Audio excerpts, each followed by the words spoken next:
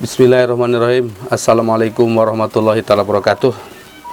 Ya, ketemu lagi dengan saya di channel Bos Nirvana. Mudah-mudahan kita semua selalu dalam lindungan Allah Subhanahu wa taala.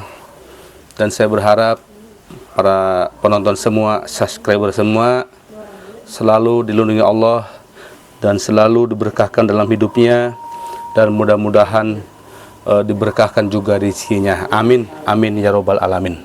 Kali ini saya akan mempertontonkan bagaimana ceramahnya kaum habaib yang keturunan Baklawi dengan bagaimana ceramahnya kiai-kiai pribumi. Tapi sebelum itu ya, jangan lupa tonton terus channel Bos Nirvana. Jangan lupa like, subscribe, dan share. Kalau kita lihat atau kalau kita cermati setiap pengajian-pengajian yang dibawakan oleh kaum Baklawi atau Habib Baklawi, kebanyakan ya, kalau nggak percaya silahkan tontonlah di channel YouTube-nya ya. Rata-rata selalu membanggakan leluhur dia. Leluhur dia bisa inilah, leluhur dia bisa itulah, bisa mi'raj ke langit sampai 70 kali, bisa memarahi malaikat, mungkar dan nakir, bisa memadamkan api neraka, bisa pokoknya macam-macam seperti itu. Tapi tidak dengan kiai-kiai pribumi ya. Kiai-kiai kita itu kebanyakan dia pengajian ya sesuai jalur. Dia ngasih pengajian menenteramkan hati atau edukasi untuk support diri kita untuk kemajuan umat Islam seperti itu ya.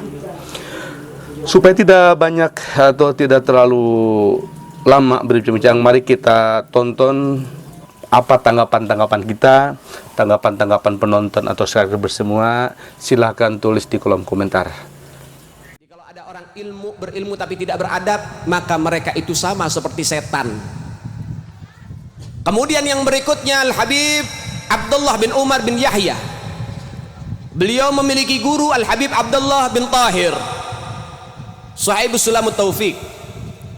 Satu waktu Habib Abdullah bin Tahir ini datang ke rumah Habib Abdullah bin Umar bin Yahya. Sampai di rumah Habib Abdullah bin Umar bin Yahya bilang, "Wahai Abdullah, saya mau ke kamar mandi, siapin saya sendal." Maka diambilkan sendal baru untuk gurunya, diberikan yang terbaik untuk gurunya, padahal sendalnya banyak. Tapi diambilkan sendal yang baru, yang bagus, yang baik buat gurunya. Dipakai oleh gurunya ke kamar mandi, berwudu, kemudian keluar dari kamar mandi. Maka apa yang dilakukan oleh Habib Abdullah bin Umar bin Yahya? Sandal itu saudara diambil oleh Habib Abdullah bin Umar bin Yahya, kemudian diciumin sandal yang bekas dipakai oleh gurunya, kemudian ditaruh di kantong plastik, dimasukkan ke lemarinya, dijadikan jimat seumur hidup. Dia tidak akan pernah memakainya karena pernah dipakai oleh gurunya. Allah kasih daripada kebarokahan saudara. Al-Imam Syekh Abi Bakar bin Salim radhiyallahu taala anhu arba, kakek daripada segenap para habaib, keturunan Al-Hamid Al-Mahdar bin Yahya Al-Haddar bin Jindan, kami keturunan beliau. Al-Imam Syekh Abi Bakar bin Salim yang mana setiap hari berjumpa dengan Nabi, bertemu dengan Nabi, dan dikatakan di dalam riwayat Syekh Abu Bakar bin Salim punya saudara kembar namanya Agil bin Salim. Syekh Abu Bakar bin Salim ini dikatakan waktu kakeknya masih bujangan, beliau pernah nolong kakeknya, padahal beliau belum dilahirkan, tapi ruhnya diturunkan oleh Allah Subhanahu wa taala. Salah satu karomat beliau, ruhnya pernah turun ke dunia untuk menolong kakeknya sebelum beliau dilahirkan. Belum lahir. Lucu ya.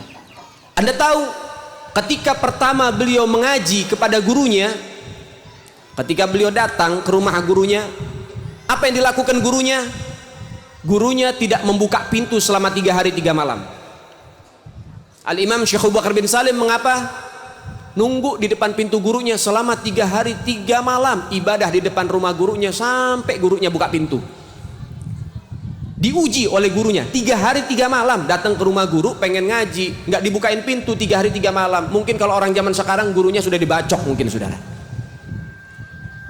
Mungkin gurunya sudah dikatain, ini guru apa ini? Murid datang bukan dibukain pintu.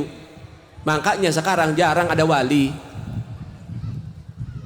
Syekh Abu Bakar bin Salim seorang wali bin aulia illah besar luar biasa, menanti di depan pintu gurunya 3 hari 3 malam tidak beranjak, sehingga sholat 5 waktu di depan pintu gurunya, sehingga gurunya buka pintu, gurunya tahu ada dia.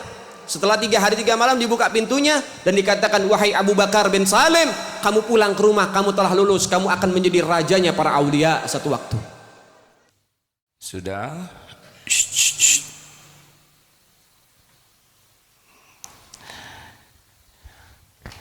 Karena ada adik-adik, jadi sekali lagi kita ulangi, sukses yang asli itu apa? Sukses yang asli itu masuk ke dalam surga. Tidak ada artinya di dunia kaya, berpangkat, jabatan, populer, cakep, kalau di akhirat jadi ahli neraka. Benar? Jadi sukses yang sebenar-benarnya adalah jadi ahli surga.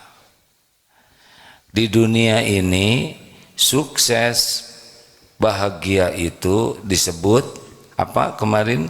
Hayatan thayyibah. Orang yang hidupnya sukses di dunia namanya hayatan thayyibah, kehidupan yang baik. Hidupnya tenang dalam segala keadaan. Dipuji, dicaci, sehat, sakit, dihormati, difitnah, diangkat, diturunkan, tetap dia ajeg, mantep, kalem. Karena hidup ini sepenuhnya adalah, halo, hidup ini apa? Ujian. Sepenuhnya adalah ujian. Surat Al-Anbiya ayat 35. Jadi hidup ini sepenuhnya ujian. Dicaci ujian, dipuji ujian, kekayaan ujian, miskin ujian, sehat ujian, sakit ujian. Yang bahagia yang bagaimana? Yang bisa lulus ujian. Apakah dipuji pasti bahagia? Tidak. Orang yang senang dipuji manusia justru orang yang susah bahagia. Karena ingin kelihatan keren, ingin kelihatan hebat, ingin kelihatan kaya, ingin kelihatan modern, maka hidupnya capek. Nah, berikut ini bahagia di dunia apa kuncinya? Dunia akhirat apa kuncinya? Iman dan amal soleh. Jadi kalau orang kurang bahagia artinya apa? Kurang iman dan kurang amal soleh. Pupuk iman apa? Ilmu. Pemandu amal apa? Ilmu. Kalau orang tidak belajar agama, dipastikan imannya akan kurang. Kalau imannya kurang berarti dia tidak akan tenang dalam hidupnya. Karena ala bizikrillah tatmainnul qulub. Camkan, hanya dengan ingat Allah hatimu akan tentram. Ingat ke selain Allah, kalau tidak segera kembali ke Allah, pasti tidak akan membuat bahagia. Ini rumus dasar, ini penting sekali. Setiap perbuatan akan kembali ke siapa? Kepada sendirinya. Kalau kita berbuat baik, siapa yang paling beruntung? Jawab, diri sendiri. Perlukah kita menunggu orang lain berterima kasih? Perlukah kita menunggu orang lain balas budi? Oh, tidak ada perlunya. Makin kita menanti-nanti orang lain menghargai kita, makin tidak bahagia hidup ini. Ini sengaja diulang-ulang terus sampai masuk di hati kita bahwa hidup ini bukan perkara gelar, pangkat, jabatan, popularitas, bukan. Itu nanti dikasih oleh Allah sebagai